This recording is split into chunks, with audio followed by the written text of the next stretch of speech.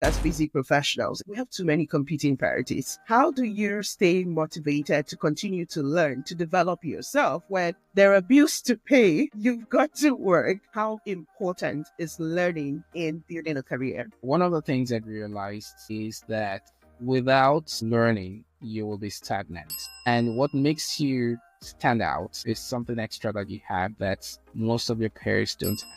And I've always asked myself, what is that differentiator skill that I have that not a lot of people will have? And for me, it turned out to be being comfortable with data. Sometimes what you want to do might be difficult to answer, but who do you want to be like might be easier to answer. So whose career do I admire? Who is out there that I can say, well, I wish my career was like this, and then get to speak with them. We cannot live long enough to have all the experiences that we need in life. So we have to learn from all those experiences. Welcome to Career Conversations with Ola, the official podcast of Career Zone by Ola. I am your host, Ola Adediji, a human resource professional, career enthusiast, and a coach. Your go-to guide through the highs, lows, and everything in between of building a meaningful career. In each episode, I sit down with incredible professionals, trailblazers, go-getters, and everyday leaders to share real stories, practical advice, and lessons you can actually use. Whether you're just starting out, pivoting, or chasing your next big goal, the space is here to inspire and empower you. Join me and let's navigate the world of work together. Hello, everyone. Welcome back to yet another interesting episode of Career Conversations with Ola. This is the space where we get to unpack real and relatable stories of amazing professionals. At this point, I'm sure that I can brag that I bring you only the best. I will talk about their struggles, their triumphs, and the lessons that have shaped their careers. And we do this ultimately so that you can level up your own career. Today, I know that I use the word excited a lot, but I'm really thrilled to have my guest today. Privileged to have a guest who has been more of a true mentor to me than just a professional that I know. It's been a mentor, it's been a guide, especially in the early days of me transitioning into a new country where I needed to find my foot. He was super supportive. He was that sounding board that I needed. And I couldn't write the story of my career, especially in Canada, without mentioning him. My guest today is Tobi Odunowo. Toby, I wanted to just say thank you. I know that you're a super busy professional. Making time out for this is something that I truly appreciate. Thank you for joining us today. Thanks a lot. Thanks for having me. It's a big privilege for me to be. I am literally grinning from here to there because I'm super excited. Just before we get in, I would just do a quick intro of Tobi. Tobi Odunowo is a people advisory leader. He has built an incredible career as a learning and organizational development expert. On a personal note, it's been a source of wisdom, a lot of encouragement to me. I did say in my days of transitioning here in Canada, it was one of the support systems that I had, just championing me and being an advocate for me to continue to prosper with my career here. Professionally, Toby is a powerhouse, and I kid you not,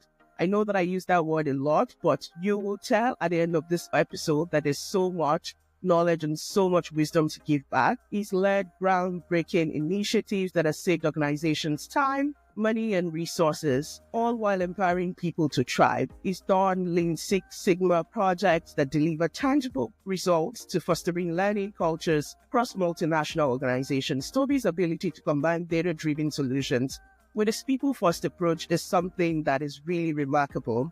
What stands him out is also the fact that beyond his accomplishment, Toby is someone who is driven with purpose and passion. He is a genuine help when you have a need. I know that these days is like super busy, but he has supported so many people, myself inclusive. But Toby, I just wanted to say today, I'm giving you your flowers. I know the impact that you make, and this is not from afar. This is like I know even folks within my circle that you have impacted and you've helped chaperone their careers. I just wanted to give you your flowers today and say, we see you and we really appreciate all that you do. Thank you so much. Well, it's a pleasure to, we all need to be there for one another. So absolutely. Thank you so much. So we'll start off with icebreakers and we get into the questions.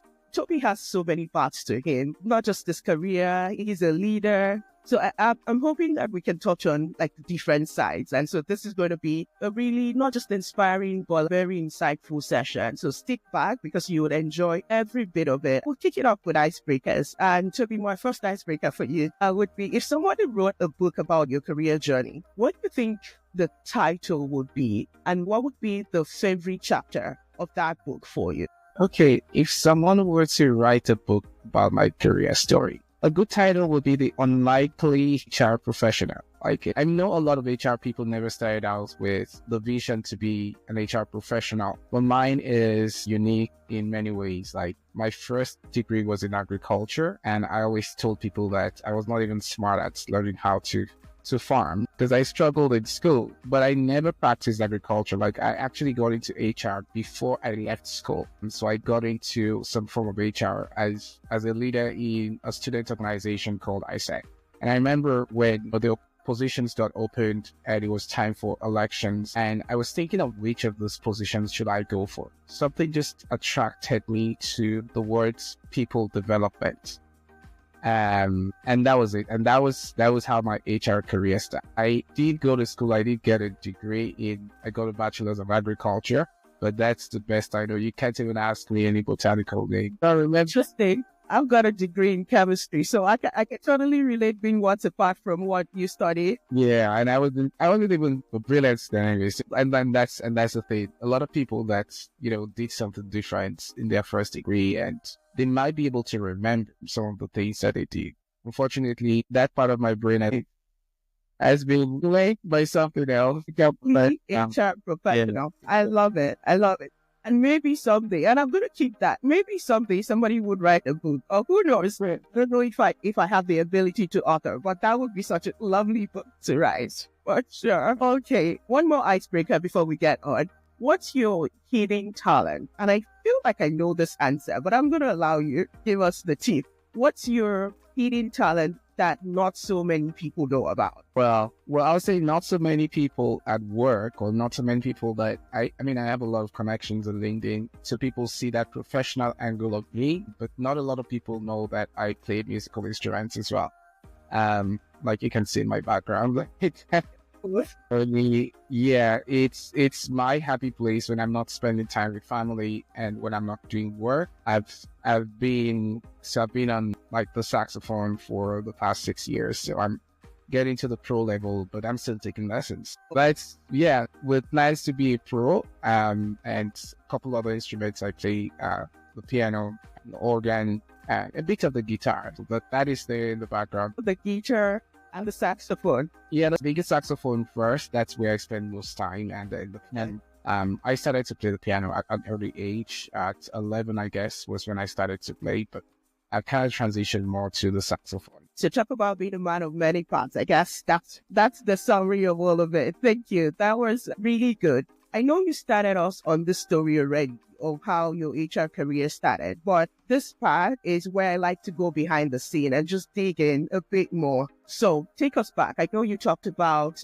studying agriculture in college, not necessarily doing anything people related, and then let's get back to how it all started. Was there something that inspired your interest in people development and organizational transformation?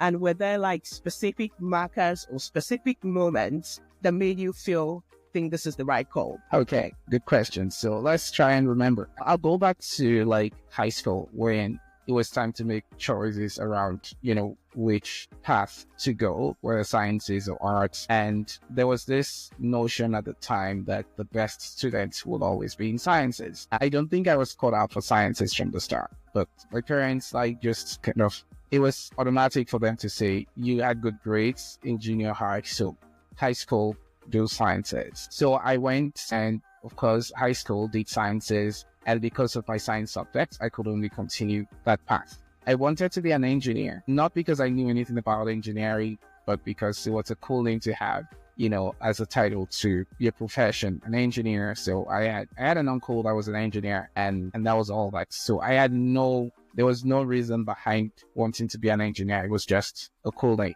Anyway, so but my grades were not good enough in physics. And of course, I couldn't get an engineering course to do in the university. So out of, and back in Nigeria, the competition is high. So what was available was a University of Agriculture. So I ended up in the University of Agriculture, and I started what they call a pre-degree. So 1 year before first year of the degree course. And at that time, it was kind of very generic, like based on your grades, you will then be put in the actual course like a year after. And I remember wanting to do agricultural economic because I felt like that was the closest to where I would have wanted to be. But again, it was hard to, make the grades that was required for that. I found myself in the crop protection department. So actually, that's why I call it farming.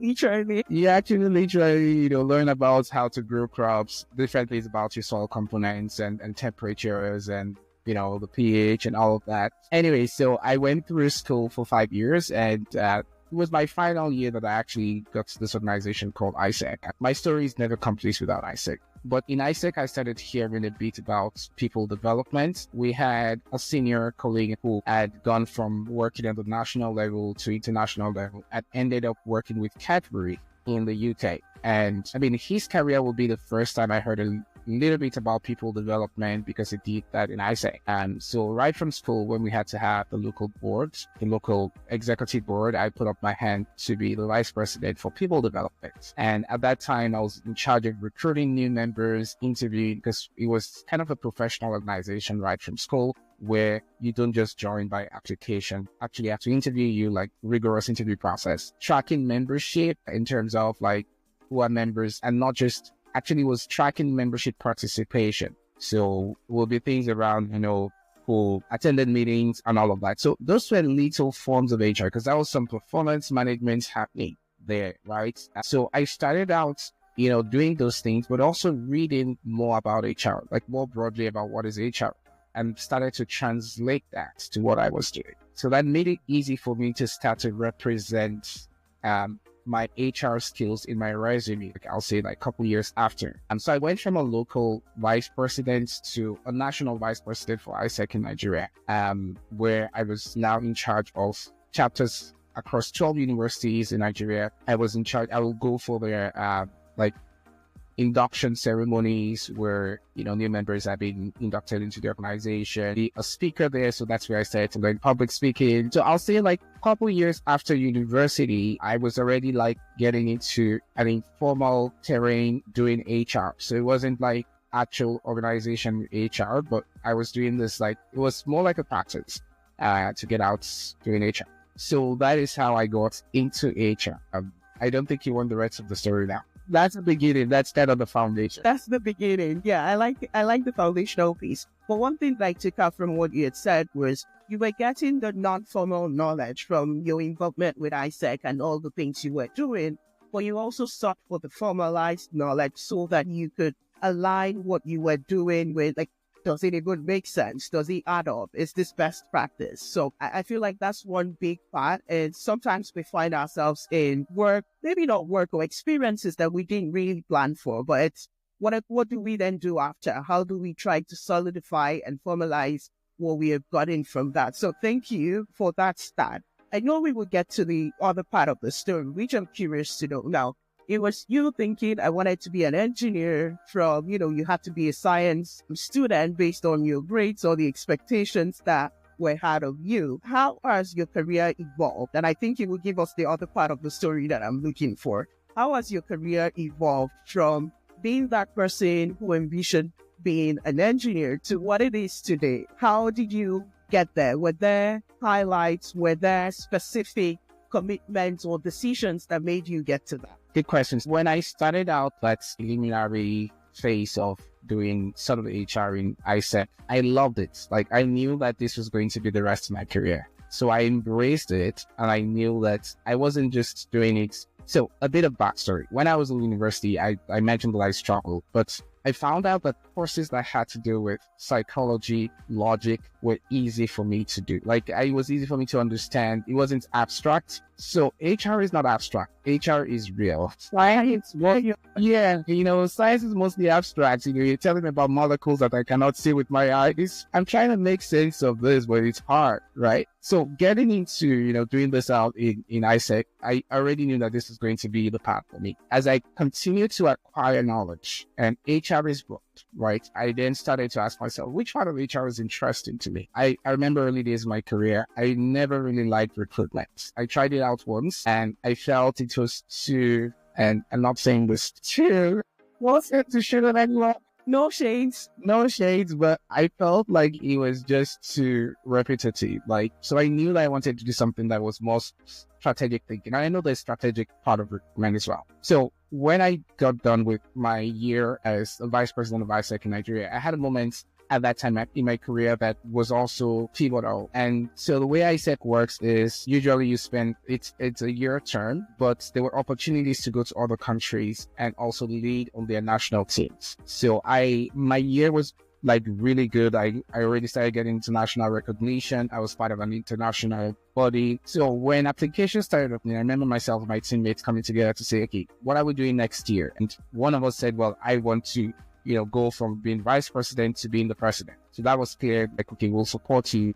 And then the rest of us were like, we will be going to Europe. That was the plan. Let's find out, opportunities that exist in Europe. And then we were very specific, Western Europe. So the first application that came out for internationals was Austria. And ISEC in Austria was looking for a vice president, people development. I can put in my application and went through the process. I was not there in person, but I had a competitor who was there in person, but just with my PowerPoint slide deck, I'm thinking, honestly, this is 20 years ago. PowerPoint was big at that time. For you to be able to know, it was a big deal for you to know how to use it. So I had to do my presentation, send it out. Anyway, long story short, I got selected.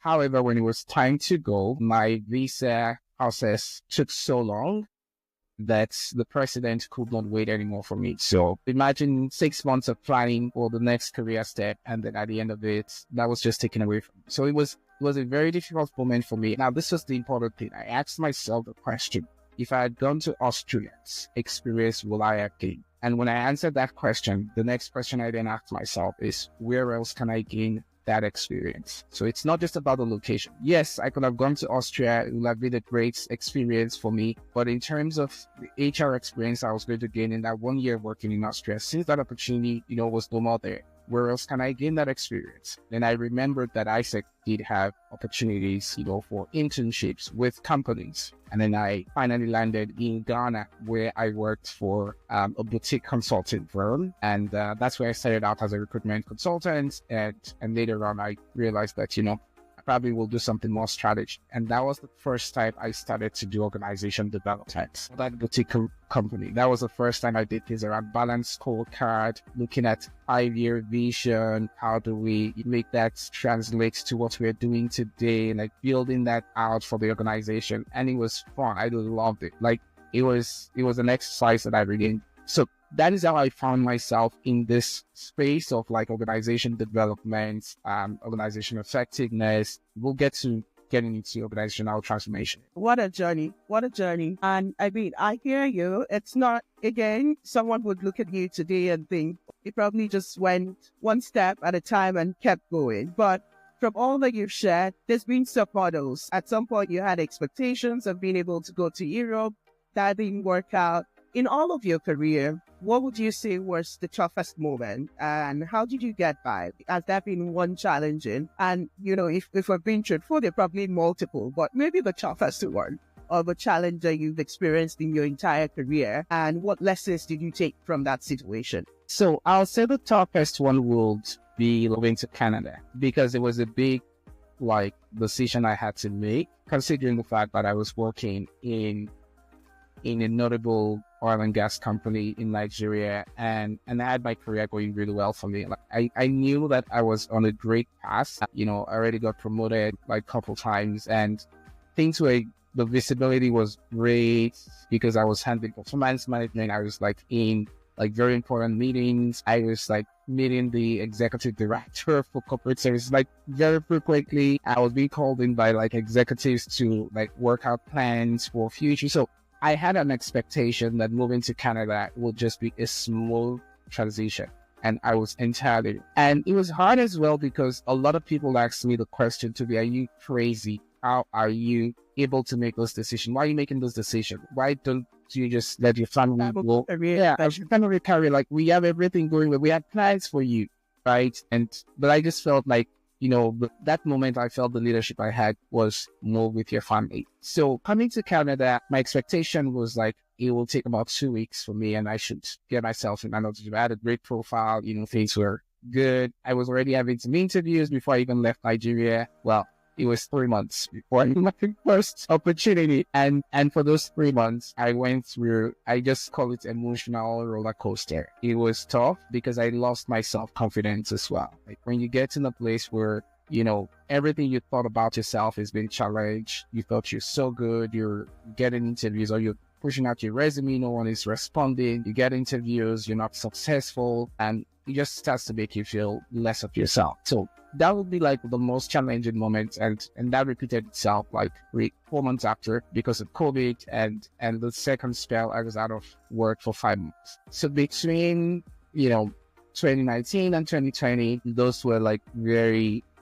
challenging periods for my career. Yeah, there was light at the end of the tunnel. It was literally light at the end of the tunnel because before the end of 2020, I got what I'll consider my breakthrough position in Canada. Yeah. So I'm thinking through it. There are a few things running through my mind. I met you, and I think we had our first actual conversation in 2020. Yeah. You were going through all of that, still had so much to give to the world. And I'm thinking about it now. I'm like, how did you do it? But my actual question is, what did that entire period teach you as, a human, as a professional? What were the lessons that you took away from just experiencing that difficulty, like being able to penetrate a new market to so many months, and then you get in and, you're out of a job in a few months after? What did that phase of life or that phase of your career, what lessons did you take from it? So, I'll say the first 3 months after moving here, which will be like from September 2019 to December 2019, I didn't make the right choices with what to do with my time, right? So learning from the first phase of being out of work, and knowing that because all I was doing is I was applying and I was, also trying to find volunteer opportunities. When I got laid off because of COVID, I then said to myself, the best way to improve yourself is to give back. It was also that time I said to myself, let me try something I've never done before. And they had to do with building courses on Udemy. Like this is not something I've done before. So let me try out things I've never done before. I did actual instructional design by purchasing software that I could use to build all these online courses. And then I said to myself, let me try to help other people that are in my situation. I know I'm job searching, but I definitely do know that I have skill set that will be useful to others. So I had about 50 people that I was mentoring about that time, between those in Nigeria and here in Canada. And another thing I was trying to push out to people was things around talent and analytics. So because you probably will get there, but there's no way I talk about HR without talking about HR analytics or talent analytics, because it's something that I see have shaped my career, right? It's been a differentiator for me in everything I've had to do. So I had this group of people that will get together. We'll talk about talent analytics. We will have like online seminars where, of course, it was COVID. People were home, so people had time to join and have Zoom calls and all. So what that taught me is, just to answer your question specifically, when you are in your most terrible times, like most challenging times, that might be the best time to give. So many times you want to give when we're comfortable, but it's more rewarding when you're given at a time that it's totally inconvenient for you. And I will say that just having those, I know we had a lot of, chats around interviews, around resume writing, sharing experiences with you and many others. Those were moments that also helped me. Like just having conversations with folks made me know that you are not alone, because we were all searching for, opportunities at that time. we'll share experiences of, well, I interviewed for this job. Well, this is how it turned out. There are moments when you have gone through first, second, maybe even third stage, and then you get that regret email, and you just want someone to vent to, or someone to literally kind of cry on their shoulders virtually. And just those conversations actually were really helpful. So I'll say that it was 5 months, more than 3 months, but I felt a lot better going through those 5 months than I did the first. So it's the lesson from that is when you're going through your toughest might be the best time to actually give. And I'm thinking through, I'm just having flashes again, because this journey was together. I have you as my sounding board. Again, it's important that even in the situation that you're in, you have a heart of giving back. And one of the things you also mentioned was that you're not in it alone at the end of the day. And those interactions with people helped you realize that nobody has it all figured out and it's not one straight line. So thank you so much for that. I wanted to shift a little more into learning. I mean, you do a lot of instructional design work, like people development is your thing. But in all of it, you have tried this much because you also invest so much time learning yourself. And my question is, a lot of times, especially as busy professionals, it's like we have too many competing priorities. How do you stay motivated to continue to learn, to develop yourself when there are bills to pay, you've got to work? How do you prioritize learning? And how important is learning in building a career? So I'll answer this like learning, professional learning, and maybe other forms of learning. One of the things I realized is that without learning, you will be stagnant, right? And what makes you stand out is something extra that you have that most of your peers don't have.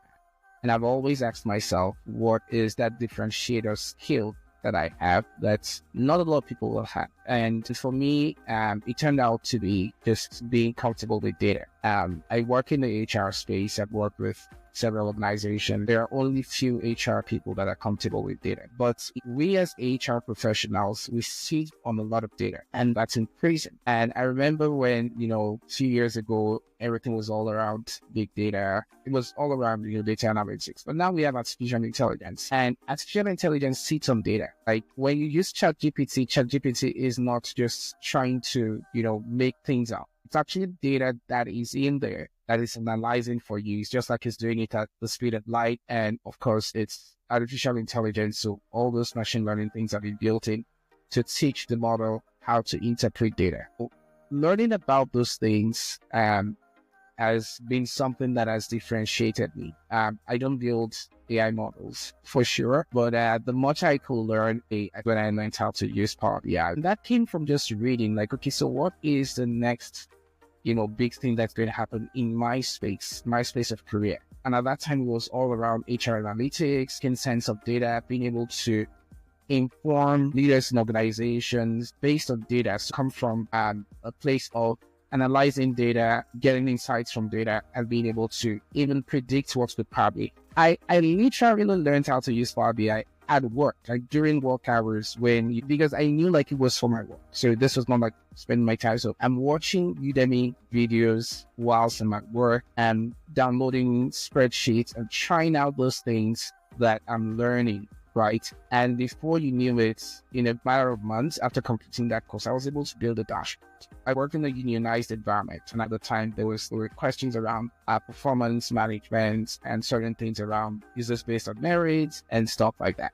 And usually every year, anyone in my position will have to do a roadshow where we'll have to go, across the different locations and speak to employees and managers in preparation for our annual appraisal. And I remember mine was different because I went with facts, with data. So when union members would stand up and say, oh, only a few people are getting promoted or stuff, I was coming with percentages year on year. I was coming with 10-year trend. And people were like, but I could shut them out. I remember we had a meeting where the union were trying to get something from HR, and our executive GM was there. And when I was brought into that meeting and I started to present the fact, they just said, no, let Toby go out. Yeah, we read the fact, but it's okay. This is what we want, right? Because facts don't lie, right? Data don't lie. That's what they say. That's a benefit of it. Like, just find, and it doesn't have to be data. Like, data was the new thing. AI is now the next new thing. But question is, how does this relate to what I do? And how can this be a differentiator for me? It might not be a differentiator for you to get the job, but it might be a differentiator for you when you get on the job. That people will like, oh, we want this guy on our team because he's able to do it. Don't stop learning. When you stop learning, you become stagnant. And learning is what really makes you different and unique from every other person out there. And if I will add to that as well, there is learning professionally, but learning is supposed to cut across all areas of that. And I believe that the strength you get from one form of learning can be transferred to, because learning is habitual. Like you have to create a habit to learn. And I remember that picking up the saxophone as an instrument 6 years ago, and someone was asking me the question yesterday, like how easy it is to learn the saxophone. Well, it's not as easy as other instruments, because first you have to make a sound, like to even blow and be able to make a sound on the saxophone. It's a challenge itself that you have to learn, and then you have to make your tone. You have to make your tone that sound good. And so it's not an instrument like the piano that when you play the tones already, they just have to hit your finger on it and it comes. So my mentality about learning professionally, I was able to transfer that over to music life as well, because it's the same principle. You have to practice. You do it the first time, you won't get it. You have to keep at it. You have to, and you will see the benefit if you continue to do it. Because after a while, you're like, wow, see how far I've come, right? So that's the way I see learn. Learn, practice, keep at it. Thank you so much for that. So I'm shifting gears a bit more into, leadership, especially because you are in the leadership space, you're a people leader. What's the one piece of advice you would say you've received from a leader that has transformed your career or stayed with you today? So I'll say the best advice I've received about leadership was when I was doing my master's in management learning and leadership. And that is a bit funny, because we actually, I had two professors that took us in the course, and apart from those that would, come time and time again to, give us a talk or something like that. Going through the master's course also meant like finding the best researches that's been done about leadership, which when you bring to the real world, you will see that we have very few leaders. We have so many people in positions, not a lot of them are leaders. My leadership style is very different. I remember one of my former employers, I was having a conversation with my boss, and he said, "Toby, you're just too soft. Like, I need you to be hard on your team." And that is not leadership. From what I learned in school, that is not leadership. When people do things out of fear, you're not leading them. That's good. So I'll say the best advice I got, and this was me learning in class, but also doing my research through assignments. I remember I had to write a paper that had to do with women in leadership. And I took 3 people in my life that I'd known and compared their life at home to their life at work. There were 2 different personas. Because the way they would lead at home as mothers, leading their children, or as aunties leading their nieces and nephews, was entirely different from what they have to put on at work. And because of how our world defines leadership, those women have to change their skin and be entirely different when they go to work, just so they can fit into that definition of who a leader is, which is not the true definition of leadership. I know I said a lot, but I'm taking it all in, but because of time, I'll get to my next question. You do a lot of mentorship for a lot of folks. How do you approach mentoring and supporting others? What do you think is most meaningful when it comes to the ability to mentor people? Like, most of the folks I've had on the show so far have been people who had mentors. You are a mentor, so I wanted to see the other side of it. How do you approach mentorship, and what do you think is most meaningful for a mentor-mentee relationship for you to make a need? I think the commitment from the mentee is what I think is the most motivating for me. I've had a lot of people reach out to say, I want you to mentor me, and I'm the one trying to chase it. When are you going to book the next meeting? That doesn't show that the person actually needs a mentor. I mean, I've had mentors in my life. I do have mentors. Mentorship doesn't mean like you have to touch base that frequently, right? A mentor is sometimes a sounding board. Mentor is sometimes someone you look at from afar and just watch, their progression, what they do, and maybe once in a while you touch base to ask for advice. But that commitment has to be there. The work of a mentor is to guide. The work of a mentor is to share wisdom. The work of a mentor is to tell you, like, I've been there before, and this is what worked for me, and this is what did not work for me. So I think ultimately that commitment from the mentee is the greatest driving force. I have a running joke with my really close family members. I do a little coaching here and there on the side. And so like, if your concerns don't keep you up at night, best bet it's not a priority on my plate. Like, you have to show as much commitment if you need that support and that help. But if the mentor has to be the one pushing, then really, maybe it's not the right time. So I get you. I get you on that for sure. So yeah, just, a bit more reflection from your journey. If you were to sort of give one sentence to what your career philosophy is or has been, what would that be? So you asked for one sentence. If you were maybe more. If it was one word, I'll say purpose. And I think it's easy, and I can explain that. It's important to understand the purpose for everything that you're doing. I think it's the greatest driving force, but it's also the greatest thing that keeps you focused, because there will be a lot of distractions. So for me, the greatest is purpose. Like, for my career, I've had times when I've questioned my decision, a decision to be employed, to choose an employer, the decision to make a move, or the decision to even be in HR, or even the decision on what am I doing next, right? But once I'm able to zero down to purpose, and that actually comes back to my life purpose, like, what am I here for? And personally, I'm the type of person who believes that I'm here to impact life. Whether I'm building dashboards or consulting clients, or I never want to miss out on that purpose. So, depending on where you work, everywhere there's so many things, politics at work, things that could distract you. But once you know what the purpose is, it will help you through your challenges as well. Thank you so much. I feel like when I get to edit this episode, I would have to get my note. I was holding from scribbling. I would have to get my notes because, whoa.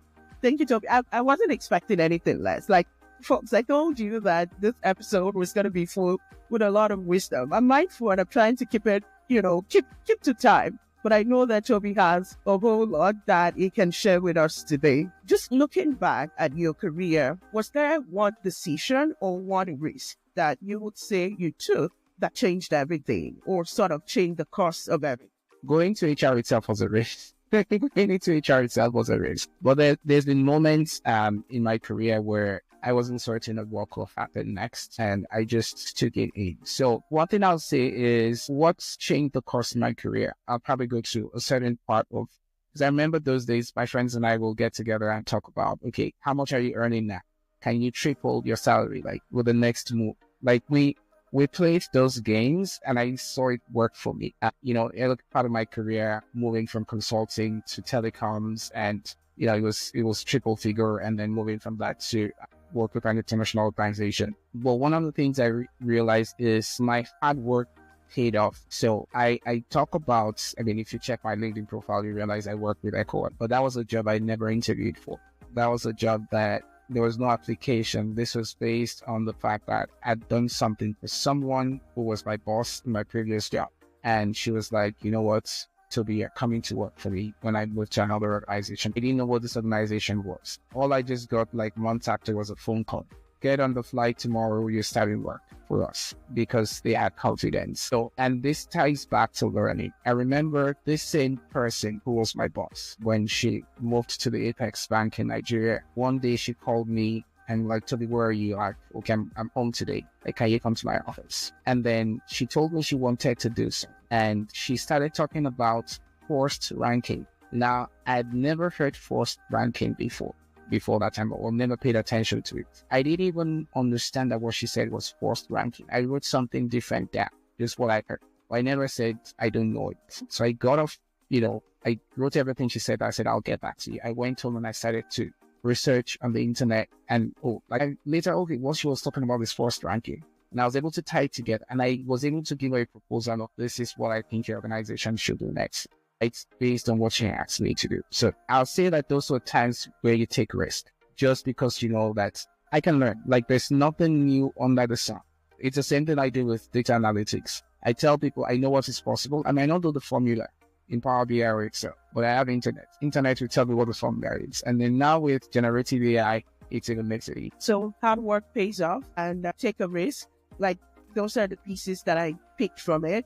But more importantly, your former boss became a sponsor for your career because you had put in the work. So that's so important. Like if you did a shoddy job when you worked with her, who knows how many doors would have been closed just, by virtue of that. So yeah, hard work pays off, and just show up at your best every time, regardless of who is watching. Well, thank you so much. As we look to wrap things up, just wanted to ask, for someone who may be feeling stuck in their career or just unsure of the next steps, and from what you've shared, you were at some point at that point. What's one piece of advice that you would want to share with them for them to take away today? If anyone is stuck in their career, the first question I would tell them to ask themselves is, sometimes what you want to do might be difficult to answer, but who do you want to be like might be easier to answer. So whose career do I admire? Who is out there that I can say, well, I wish my career was like this, and then get to speak with them. Back in the day, I remember this saying that I heard, and I'll put in my own words, well, we cannot live long enough to have all the experiences that we need in life. So we have to learn from all those experiences. If you want to wait to experience it all by yourself, you won't have as many years as you need to have all those experiences. So the more you learn from other people's experiences will help. You could be stuck in your career, but there might be someone who's been at that stage before. Finding out how they addressed it. Like you said, no one has it all figured out. There's no magic one that you just, this will give you all the answers. No, but just hearing their story, listening to them, some guidance from them might help you figure out, okay, this might be the next step. You might not figure out all the steps, right? But just the next step might just be all you need to validate with someone else. And then that might help you as going into the future. Well, thank you for that. It just sums up part of what we were discussing earlier about why I started this in the first place, right? I like how you put that. You can't have all of the experiences, or you can wait to experience everything, but you can definitely learn from the experiences of others. And I know one thing that I did very early on in my career, especially when I was looking to switch to HR, was, and I was very new on LinkedIn, didn't even understand how it worked so well then. But I would go, and I had a few folks that I picked. I was in a city called Lagos back in Nigeria, and I would reach out to them. Of course, for as many you reach out to, maybe one or two will respond. I would set up coffee chat, find time to go, like, I want to hang out with you. I want to talk about, my aspirations and all of that, but ultimately hear from you in terms of how did you go from here to there. So I'm not even surprised that I'm doing this today because it's something that I went out for. But yeah, like you can't wait until you have all of the experiences. So you can do good for yourself, learning from the experience of other people. This is one of my favorite questions, and it's going to be the last one. It's been maybe over 20 years of being in this field and this career. If you could go back in time to say to Toby 20 years ago, what would be one advice, or what would you be saying to that younger version of yourself? So if I was 20 years younger and I had to advise myself, maybe I started thinking about this, right? And I don't know if I'll advise myself this, but there will be a possibility of saying, like, wait it out more. I have actually moved organizations a lot, and I love change. I don't mind change to some extent, but I've also seen that in some way, like, my career has not gone in the exact direction or the exact progression that I had anticipated. I have more depth because I've been able to go, to different places and learn a lot, but that progression has not been the same way it will not be. Like, for instance, if I started out in consulting,